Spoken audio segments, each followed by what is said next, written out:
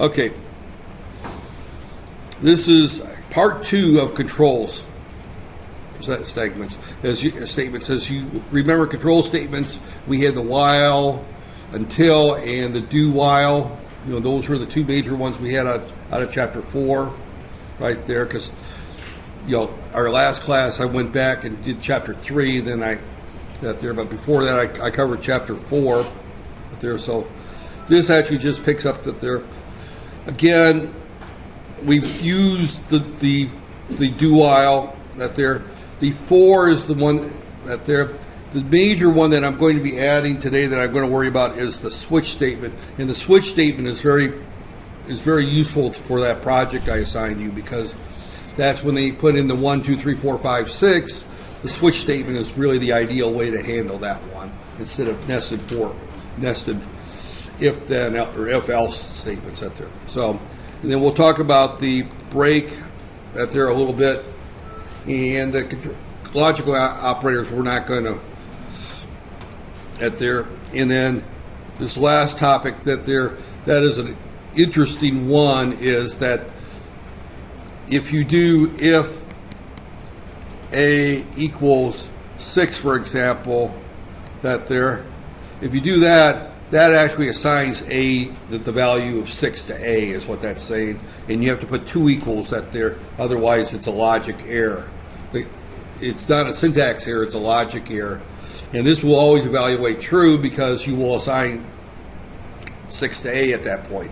A could be 5, 7, 8, 9, whatever. But once you do this with only 1 equal sign, you're going to end up with A equals 6 there.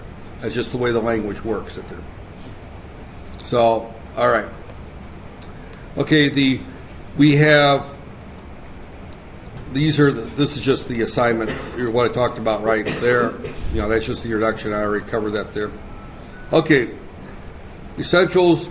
We have a control variable or a loop counter. We initialize it to a particular value. Right there. We initialize it to a particular value. Right there. And we have a condition. We also have an increment. So there's 3 parts to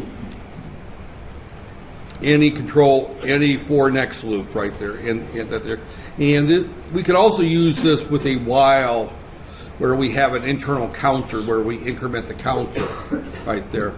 But the for next, or the for, and just like I say the if then there, you'll hear me say the word for next. The next is disappeared with C. That's a carryover from basic right there. So basic used to use a format, and I'll show it to you in a little bit, where we started the loop with a for at the beginning, and we ended the loop with a next at the end of the loop. C made that go away. So C, you know, one of the things when they developed the C language, they decided that they wanted, it was developed by people who didn't like to type. I'll just put it that way. So it's a lot of things that were in BASIC and Fortran, as far as the syntax goes, they tried to shorten it in order to less typing. And that led to a little bit to the cryptic nature of C right there. So like for next and we're just going to, I'm just going to jump to the program right here. This is I'm sorry. I looked at this earlier and I skipped over this. This is using the while right here. Our counter is our value that we're going to keep track. This is our continuation while counter is less than or equal to 10, and then this is where we increment our counter right there. So it's a counter controlled while statement, and that there. We can do the same thing with a for right here. This does the exact same thing right there. So what this is going to do here is that we have one statement that initializes the counter to 1. We see while the counter is less than or equal to 10, and every time we go through the loop, we're going to increment our counter right there. So that one line replaces this line, and that line right there. So you can see where the for statement is much simpler to use right there. So all this does is right there. And now you can that there. Oh, by the way, I hate the fact he does this. I prefer to declare my variables at the top. That there, that was, I've mentioned that before about this particular author. He tends to declare his variables when he uses them the first time, which is perfectly legit, perfectly legal, but sometimes runs into some really stupid mistakes. In other words, we try to declare the same variable name a second time. That there, this here we declare counter, and then later on in our program, if our program's long, we redefine another variable called counter, right there. So that's why I like to have all my variable decorations in one spot, is that I don't. And it could be the fact that I'm 60 years old and I forgot what I ate for breakfast already. So remembering what variables I declared earlier in the program, but I've had that problem since I was in my 20s. So I don't think it's old age. It's just a matter that it's best just put your variable decorations at the beginning of your code right there. So again, this is a very simple statement that the for loop is really only usable if you know exactly how many times you're going to go through a loop right there. So it's a very useful statement. I use the for loop a lot right there. This particular format right there, I don't think I've ever used that because, again, I replaced 3 lines with 1 right there. So right there. And incidentally, part of it is also that my very first programming language was Fortran, and that tells you how old I am.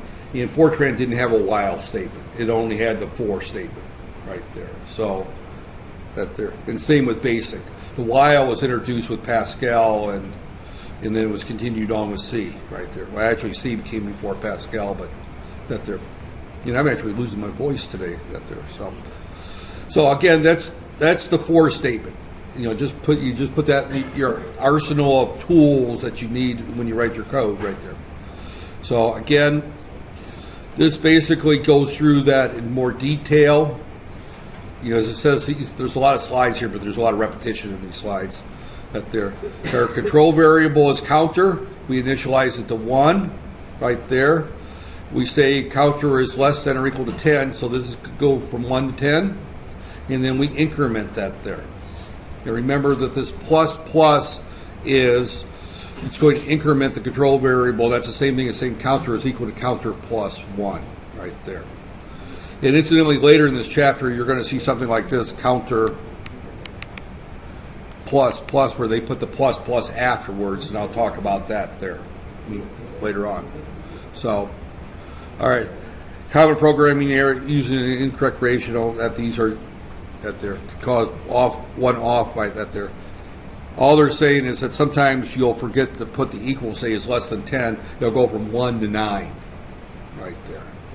Is all that particular comment is saying that they're good programming using the less than or equal there to avoid that there.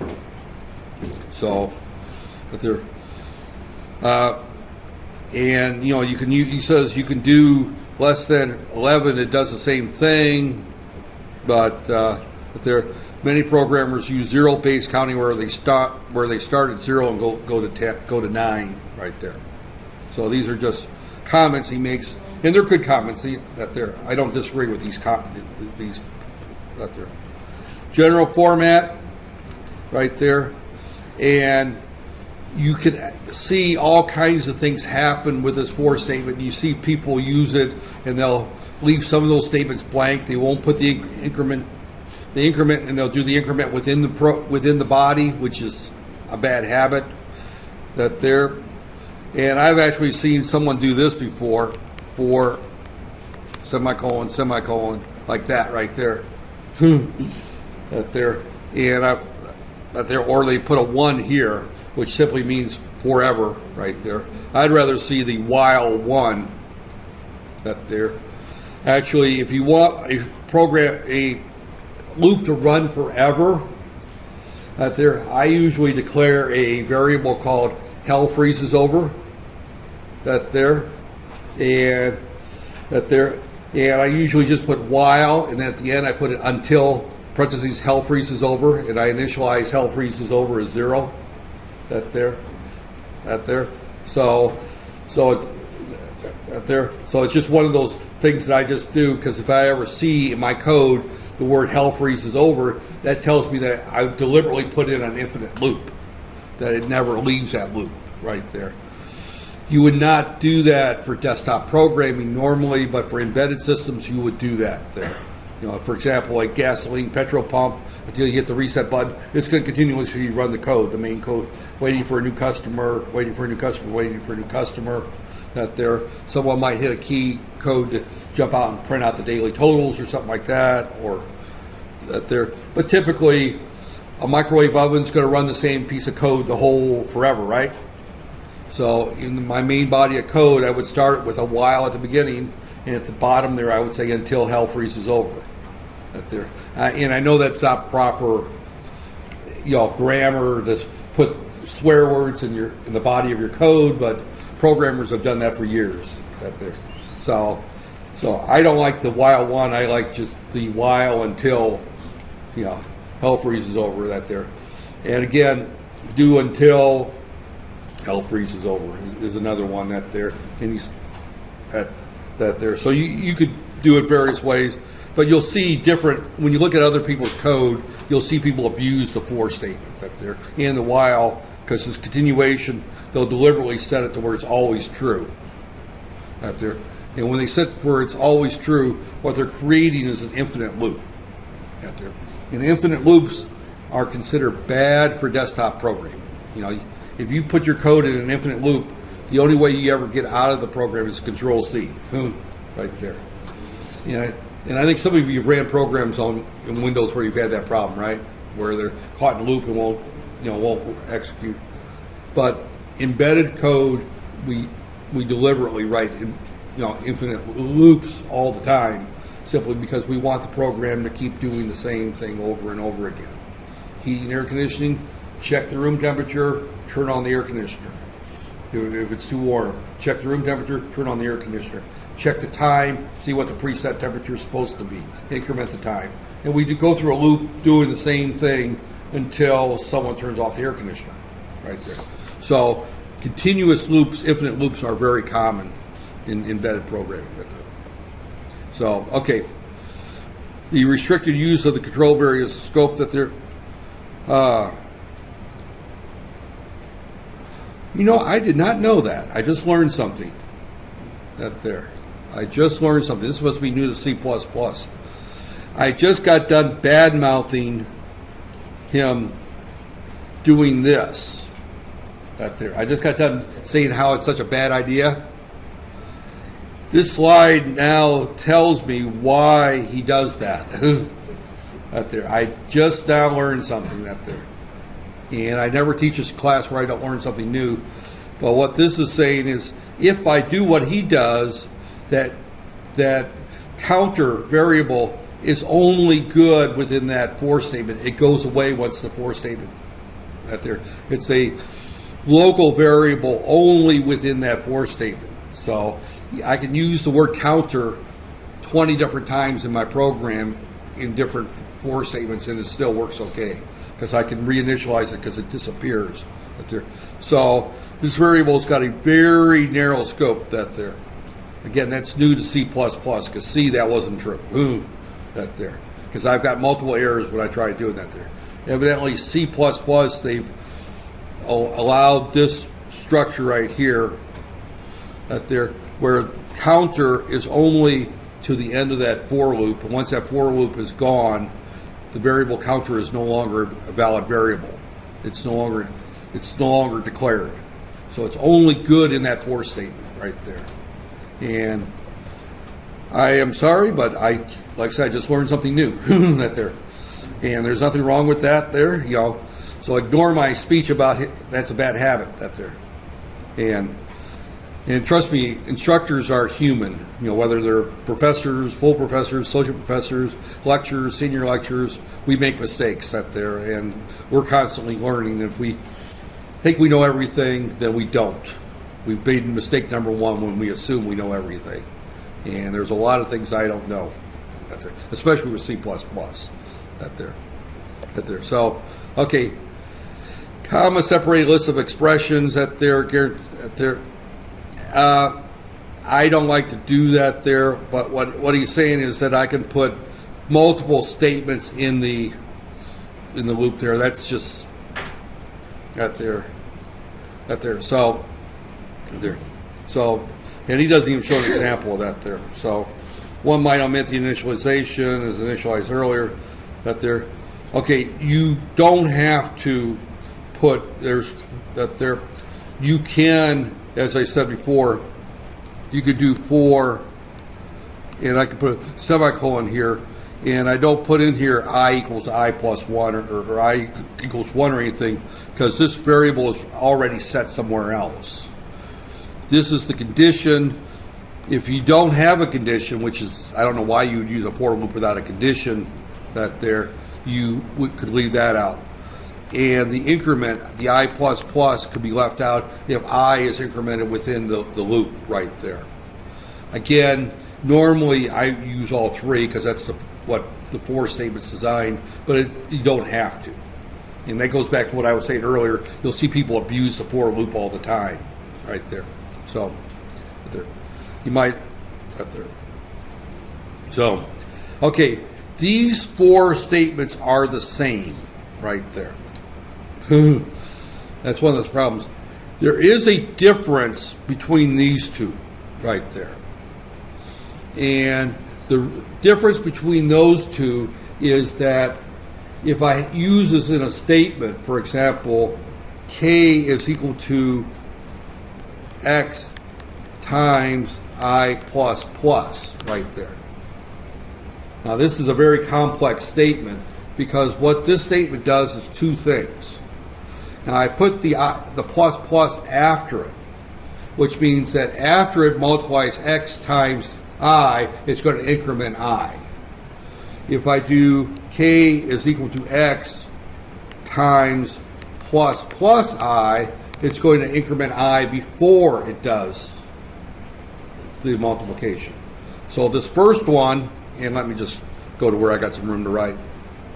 Right there.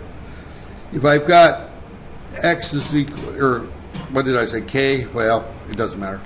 K is equal to x times I plus plus. That's the same thing as k is equal to x times I, and then I equals I plus 1 right there.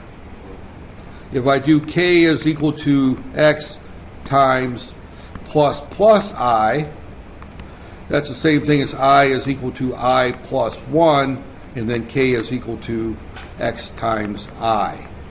Now you see the subtle difference between those two statements right there. And that's got the, again, how often do you use use that within that there?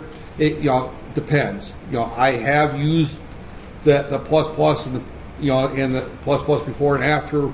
With, for example, if I'm keeping track of how many out there, I may do something like if I'm going to get a character from a file, I'm just going to call it get char. We haven't talked about get char, and I'm going to say file handle. We'll talk about that later if we get to it right there. And I'm going to say C I plus plus right there. Right there.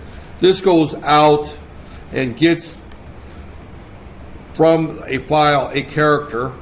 It's going to put it in array C, and then it's also going to increment the array counter I right there. So, and I would do while CI not equal to EOF right there, and then I'd have that in a file right there. EOF is a particular character that means end of file. It's Control Z right there. So this will go through and read each character in the file until I reach Control Z and puts it into an array right there. And actually, this is what this is somewhat what get line does, only this would be end of line right there. End of line. So it goes through and reads each character until it reaches the end of line character right there and stores it into an array. But notice that I do the increment of I, when I refer to the array. And we really haven't talked about arrays much there.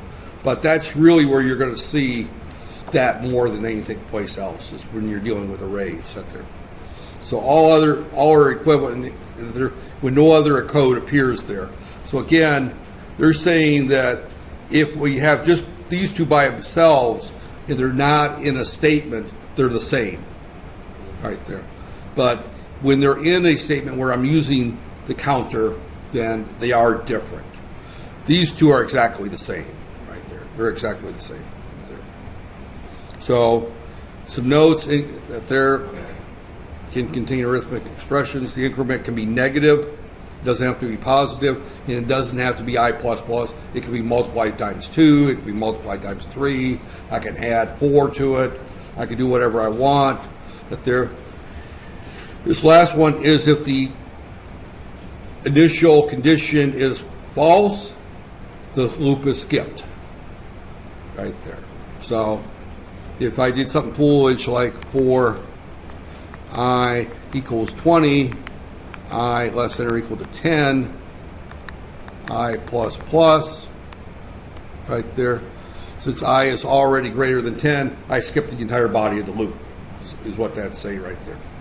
Again, if you do the normal for loop syntax, that should never happen to you.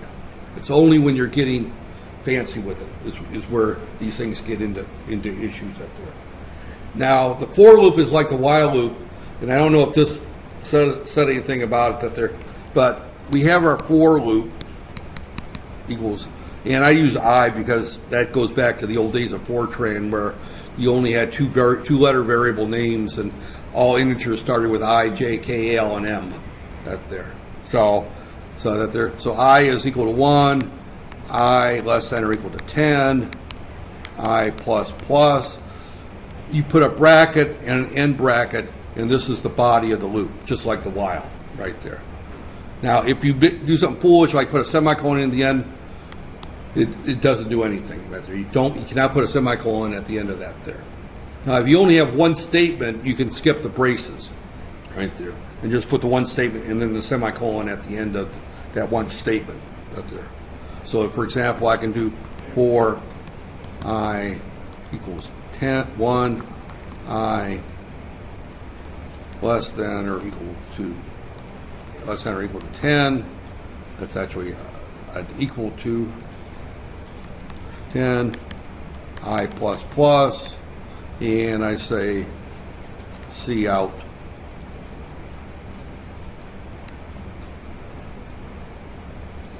I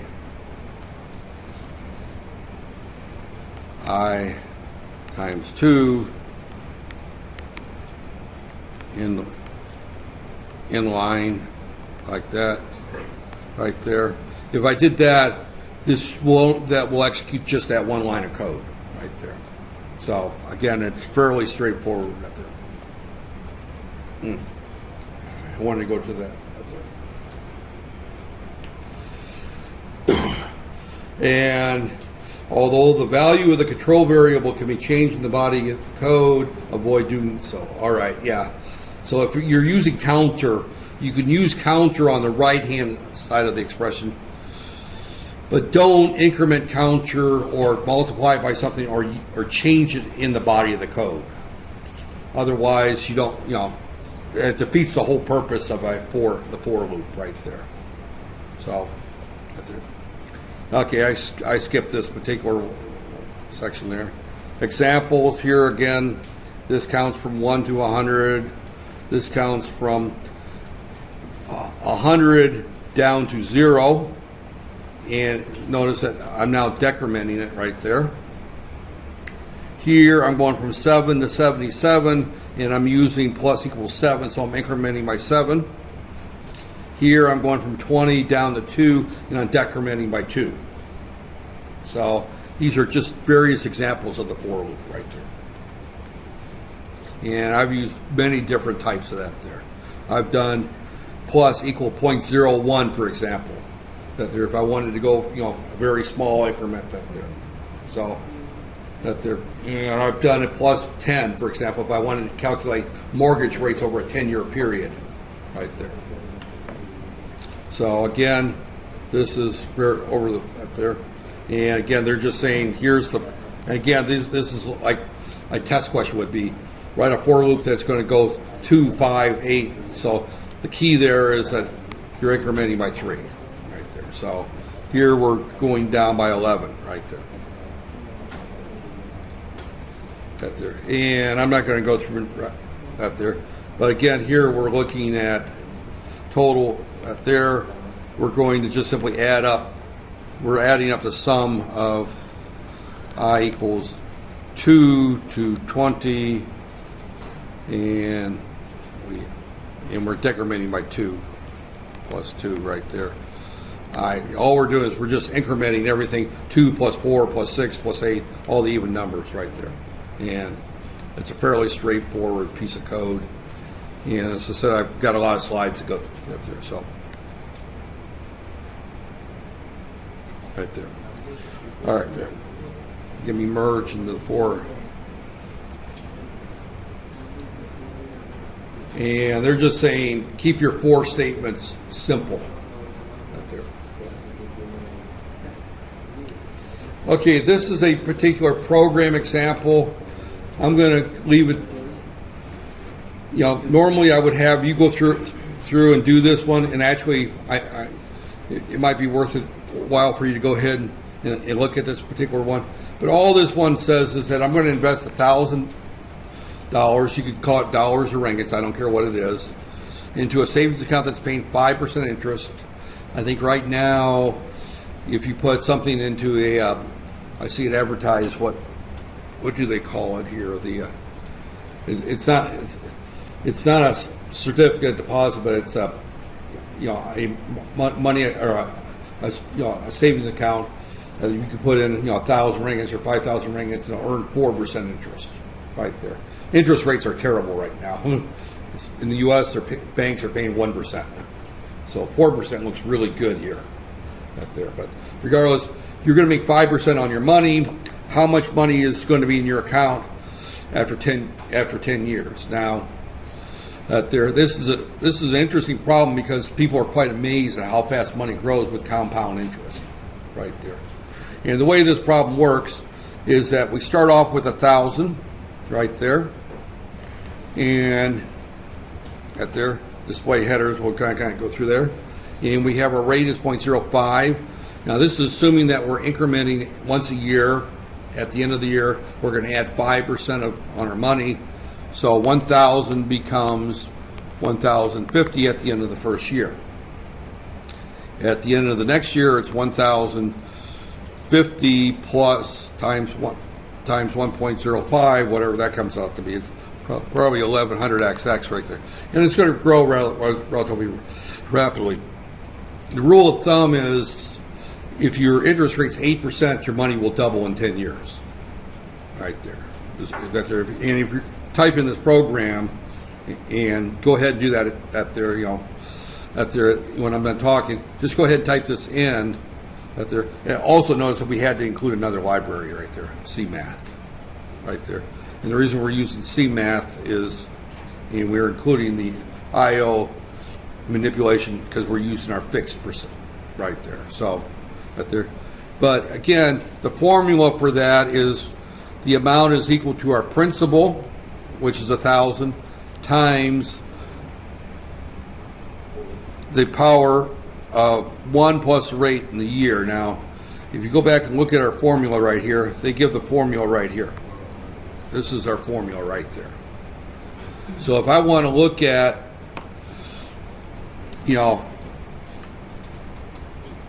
where's my calculator? There's my calculator. Standard calculator. We'll pull scientific up there. So if I've got 1,000 ringgits and I put it in the bank times parentheses, and actually, you know what we need to do to do this manually, let's do a clear. Where's our clear button? Yeah, I don't use this calculator very often, actually. Our clear button disappeared. So if we take 1 plus 0.08 equals right there, and we raise that to 10, we can see that's what our money's going to do after 10 years, right there. Times 1,000. We would get 2,158 right there. If we took the same 1,000, and let's just say you as a lonely student, you've got 1,000 ringgits, and you just stick it in the bank in a mutual fund that pays on average 8% dividend a year, right there. And you stick that in there for 30 years, so 1 plus 0.08, 1 plus 0.08 equals, and you raise that to 30 times 1,000, your 1,000 ringgits becomes 10,000 ringgits after 30 years, right there. It goes up by a factor of 10. So that's the power of compound interest right there. That's why this is an interesting problem right there. And, and quite honestly, if you started saving, 500 ringgits a month for the next 30 years, you'll be easily a millionaire in 30 years right there. So, and trust me, I started saving for my retirement when I was 27. I'm now 60, so, I've got about 30 some years in my savings out there, and it's up there, out there. So, out there. So this formula is a very powerful formula when you start talking about saving money for the long term and for retiring out there. But this formula, all it does right here is it calculates that there and then prints it out that there. It does that within this for loop. Year equals 1 to 10, and you can extend that out to 30. You can change the interest rate right there. Now, it depends. 0.05 is a low rate by historical numbers, but by today's numbers, 0.05 is a pretty reasonable rate. It's actually a high rate, because most I'm seeing right now on bank deposits is about 4%. Is what I see from CIMB and Maybank and those right now. In the U.S., you're seeing less than 1%. That there, yeah. The interest rates in the U.S. are just terrible. But you buy a house, you get a house for under 3% interest.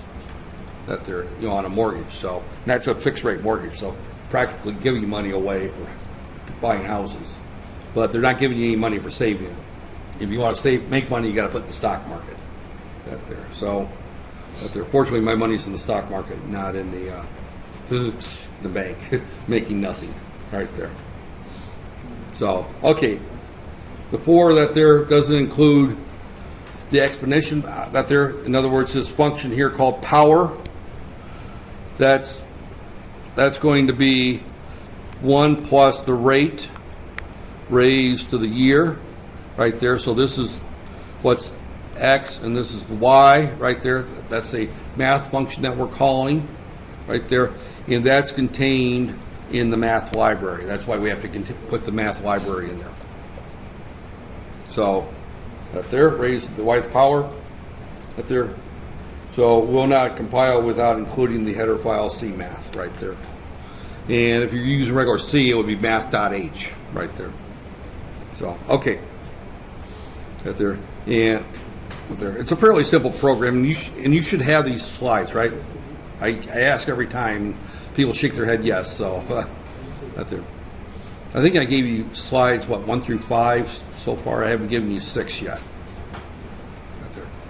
So again, right there, I'm just going to go through and skip through that there. The do while, I think we've already talked about that there. That operates that there. Very similar to the while, until that there. The only difference is we use, well, what we covered before was the do until, right? Right there. And The only difference between the do until and the do while is that the do until, as soon as this becomes true, it drops out. The do while, as long as it's true, it stays in. So if I use the until right there, and I put an exclamation mark in whatever condition, that's the same as the while right there. Those are the exact same that they're, so we don't need to spend any time talking about that one. That they're exactly the same function that there.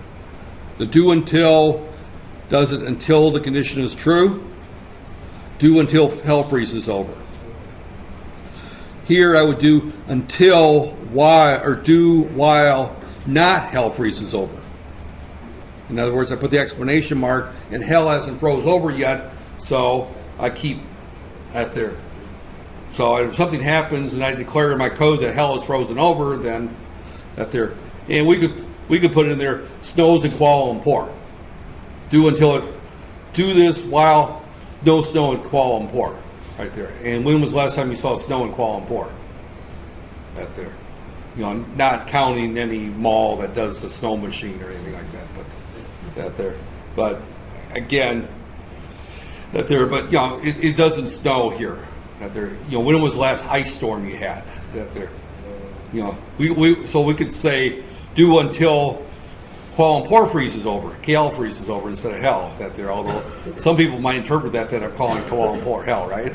That there, which I'm not. That there. But I could replace hell with KL is frozen over. Do until KL is frozen. That there. I grew up in a city where minus 40 was very common in the wintertime. So if I did a do until St. Paul freezes over or Minneapolis freezes over, that would be a short loop that there. So again, I'm going to skip over that. Braces, again, that there, it is not necessary to use braces in the do right there while at there. So again, you almost always use the braces that there. While condition right there. Do while can be confusing. That there, okay, that's all they're saying is that you put the while there, and because you put the semicolon there, some people will look at that and say that that's an error, because if you put the while at the top in the condition and you put the braces, if you put the semicolon in there, that's an error. You can't, right there, while, right there. Here, if we put it at the end with the do matching it here, then you have to have the semicolon. It's just like, all that is just syntax. It gets people at there. And believe me, I got caught on that many times. All right, here's the highlight of the day. The switch multiple, it's a very simple statement. I'm going to talk about it, and then I'm going to leave you to go off and do the work on your program that there. But the switch statement basically is right there. Again, this is an example. These are the number of A, B, C's, D's, and F's out there. I'll get a report like this at the end of the semester when I put in all your grades. It gives me a report that says how many A's, B's, C's, D's, and F's there are in the class, right there. You know, hopefully we get nothing in the D's and the F's category out there, but actually I just did the report for microprocessors, and that class always seems to have a number of D's and F's in it. I didn't have any F's at the time, but I definitely had some D's in that class. People don't want to show up for it. It's a problem out there. So, okay. Off the blank that there.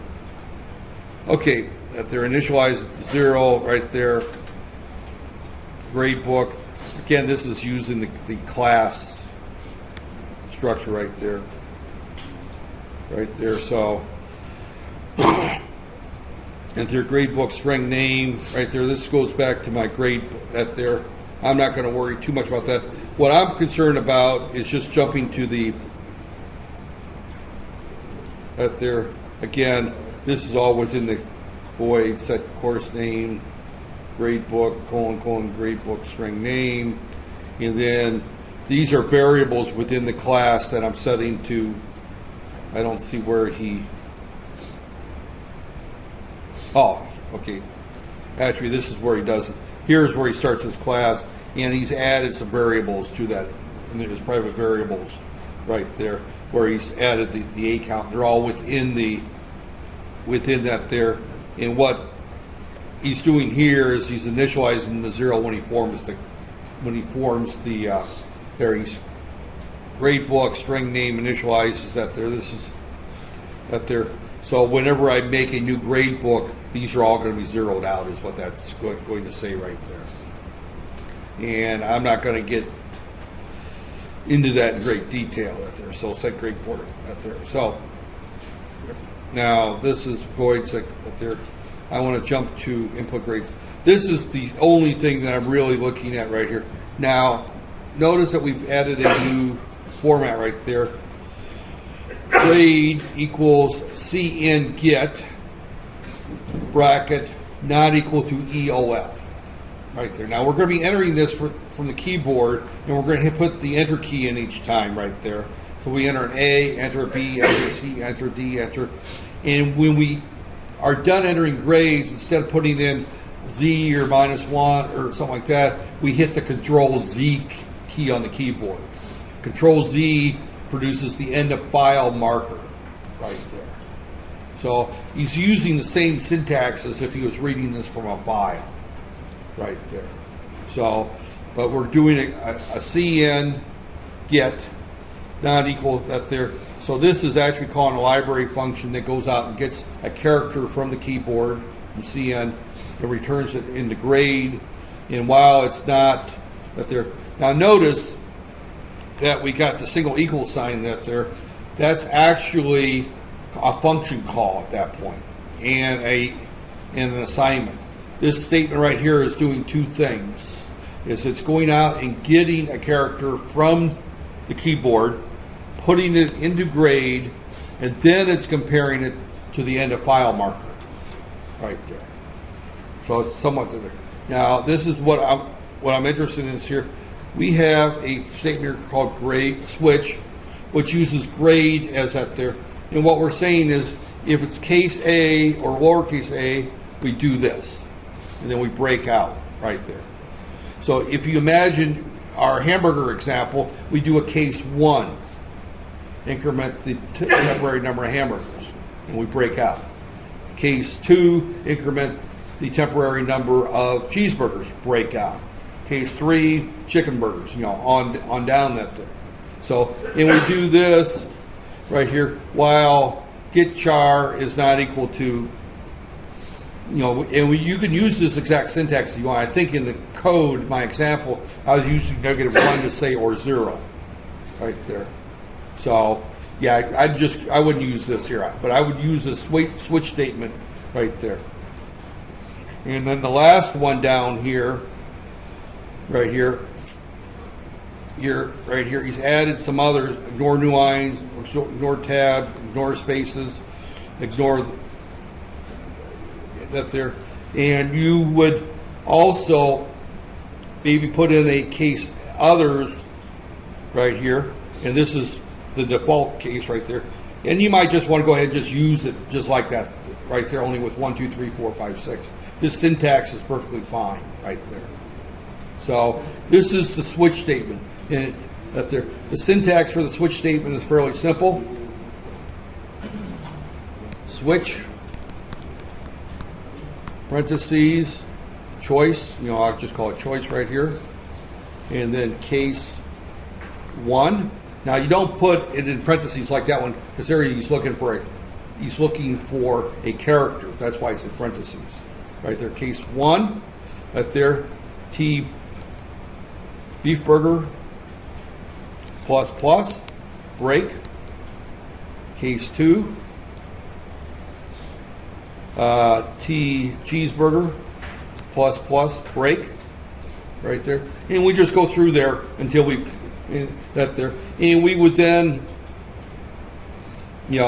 that there, and then our while up here is while choice, and of course you got there choice not equal to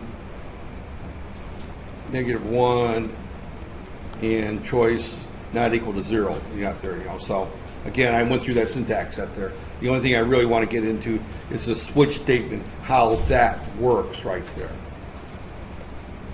So again, that's the entire program. Don't worry about doing that one right there. You know, I'd be more interested if you want to do anything out of this chapter to do the one on the compound interest. But again, you've got a midterm project to work on, so I'd look at the midterm project and ignore any temporary ones right there. So that there, unless you just want to see it. I mean, the code's there. So again, reading that there. C get there, I mentioned that is the function reads one that there normally are stored of type char. That there, treat the character, can treat that there. Again, that there. And I'm not going to worry about that there, that slide there. But the key thing is this is just a function that reads one character from the keyboard right there. So, and keep in mind that if someone wanted to, they could type the grades in all one line, A space B space C base that there, or they can do one line at a time. The reason we can do one line at a time is we ignore the tabs, the spaces in the new lines. So those are all just ignored. So, or I can just type A, B, C, D, E all in one big long string, and it's going to operate the same. This code right there. And again, because I'm ignoring new lines, tabs, and spaces right there. You're entering as a integer, so you don't have that problem. So you don't really need these right here.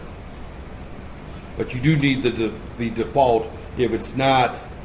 And again, you might want to ignore -1 and 0 in here because those are the ones you don't want to increment anything. So you might want to ignore those two because you're dealing with those in the top of the while loop right there. So you want to ignore those as inputs that there. You don't want to increment anything right there. Unless if you do 0, you can go through and zero out all the variables at that point right there. So I could do case 0 and TBB equals 0 all the way down to T drink equals 0 right there. In other words, do our zeroing within the case statement right there. So that, and then you drop out of the loop and you don't have to do it anywhere else. So you could do it within the switch case right there. Right there. So, okay. In the file, again, in the file is actually -1, that there. So if you do not type the value -1 or you type EOF, you just hit the Control Z right there. And again, the default is optional, that there. Now you cannot have two statements that are going to be true at the same time. Control break just keeps the code from going through and checking each one that there. It breaks out of the switch statement. If you forget the breaks in there, as long as you don't have overlapping cases, it's not going to cause a problem out there. It's just your code's going to execute a little bit slower. Although with today's optimizing compilers, it's probably going to be the same. They'll put the break in for you right there. Listen cases consecutively, no statements there performs the same that there. So again, what that statement there is saying is here I've got D and lowercase d. Those are treated the same right there. So case uppercase D or lowercase d, it's going to increment the D count right there. Right there. So there compares the value, match occurs, executes the statements for that there. The break causes the program to proceed for a statement after the switch, in other words, up there. Listing that there performs the same set of instructions. Each state can have multiple there. You don't have to have braces in there. Without break, each time a match occurs, the statements for that case and subsequent execute until a break is okay. And so you have to have the break. That's another change. You have to have the break because they'll just keep executing everything after that. So you have to put the break in that there. So that there. So you must put the break in. Right there. Right there. omitting a space between case, that they're, again, they're providing a default case. You don't have to have the default case in case, if you don't, it just won't do anything if it doesn't match any of the cases. In other words, we're looking for 1, 2, 3, 4, 5, 6. If we don't have default, we type in 7, it just ignores it. That there, you put the default in there, that there, the default simply says enter a valid choice right there, which is what he did on his default here. Right there. That's the default. So that's an easy way of catching an invalid input right there. It's just set the default that there. Anything that's not covered in the case statements is an illegal input.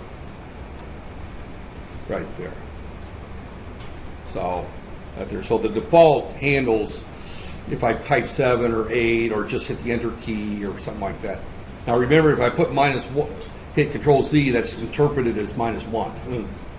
Right there. So right there. That's pretty much going to wrap up today's discussion. Right there. How are we on slides? Ignoring new lines. All right, talked about that. They're testing it. Okay, I'm not going to go through and test that there. See again, here you put an E on that there. In theory, shows the Control Z when he was done entering the grades right there. So skip that there. At their minimum range for shorts, that they're long is big numbers. Those are things that I'm not going to worry about at this point. At their the in-class initializers, I'm not really going to swell on classes much here. The breaks, we talk about that there. Break and continues at their skip the remaining code in the loop. At their, I don't use the continue much. It's actually a very bad programming technique. You should only have one entrance into a for statement or a loop. That there, all they're saying is if count is equal to 1, jump out of this here, right there. Actually, skip this line and go back to the for next loop right there. Actually, that's wrong. The break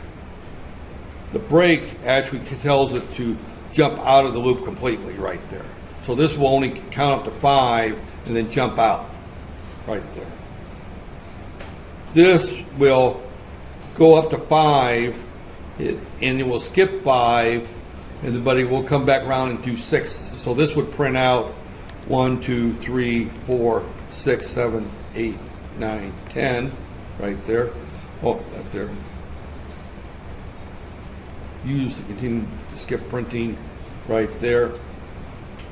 And this one here would only count 1, 2, 3, 4 and drop out right there.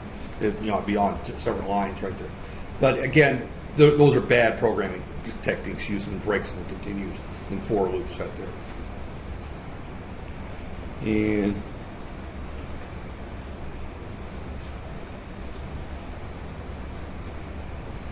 right there. And what did I just say? He admits to it right there. Some programmers feel that break and continue violate structured programming. The effects of these statements can be achieved by structured programming right there. So most programmers do not use break and continue, but they will consider the use of break and switch acceptable, which I agree with this particular statement right there. So I guess that makes me an old person there, that it counts me in that particular that there. Logic and that there, and these are just, instead of using the word and, you just put and right there. Right there. So if A not equal to 2 and B not equal to 3, right there. So that just simply says that both these conditions have to be true. If I do like this here, either of them have to be true. Right there. So that there is mathematically correct, but does not evaluate. Yeah, this here you can't do. you have to do if 3 less than X right there. Or no, excuse me, greater than X right there. And actually I got this backwards here. X is greater than 3 and X less than 7 right there. That is the statement that you would want to use right there. That's your condition. You can't do that. There's mathematics. Doesn't evaluate. So there. And again, okay. He does it without the parentheses. I prefer to put the parentheses right there where I do parentheses here, here, parentheses here, and here. I just prefer the parentheses because it makes it easier to read. Right there. So, right there. So, there. So, again, the and or truth tables at their logical or. Right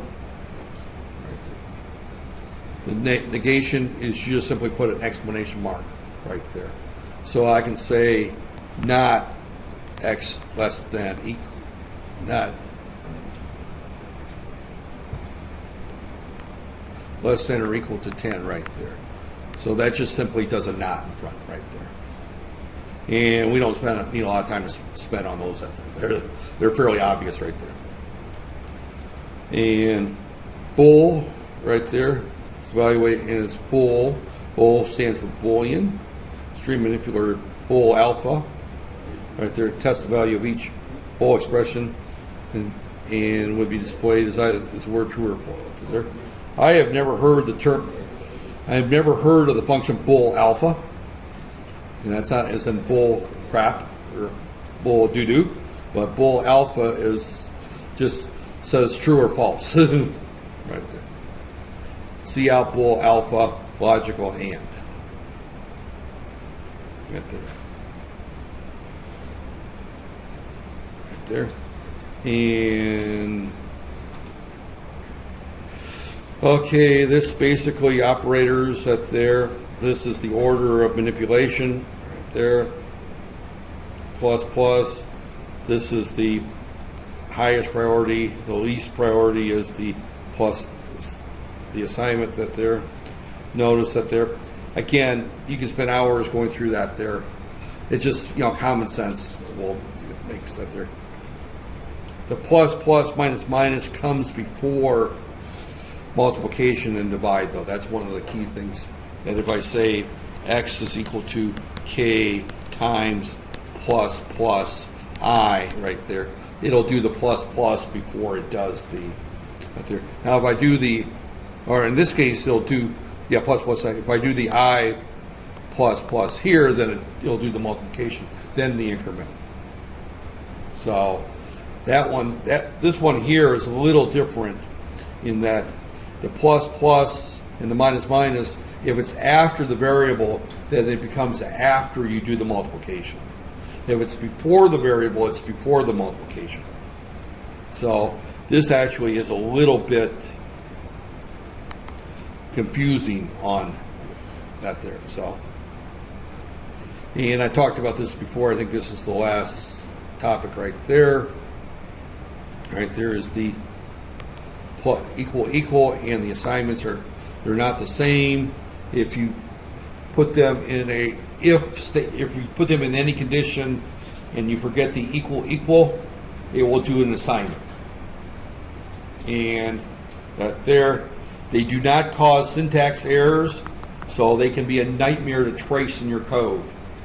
I have looked at several programs that were in the hundreds of pages of long that were not working properly, and believe me, when we found some of these problems which were the equal sign and said the equal, somebody just wanted to slap themselves right there. And and experienced programmers with 15, 20 years of programming accidentally do it right there. Fortunately, this is a course where your programs are a page or two at most. But if you're looking at all the code for controlling the engine of a Airbus A300, you know, so you're trying to control the engine speed and all the parameters that there. That's 200 or 300 pages of code going into that microcontroller. That's using an ARM microprocessor now. Used to use an 8086 right there for the engine controllers on these things. And all that code was written in C right there. And it was several hundred pages long, and having one mistake like this means that engine could shut off at the wrong time. That there. So you can see why debugging this code is critical for that there. And you know, when you look at embedded code, C code, you know, when things go wrong, equipment malfunctions, and sometimes people die and get hurt. That's why embedded programming is a different world than desktop programming. Desktop programming, you're looking at the output on a screen, right? Up there. So, and I think left values, right values, yeah, up there. And I think I'm going to wrap it up at this point, right there. You know, I talked a good hour and 15 minutes today, didn't I? By the time I started talking, it was 10-15 recording. I think I was telling stories or something like that the first 10-15 minutes, right? As always, out there. But an hour solid lecture is enough time out there.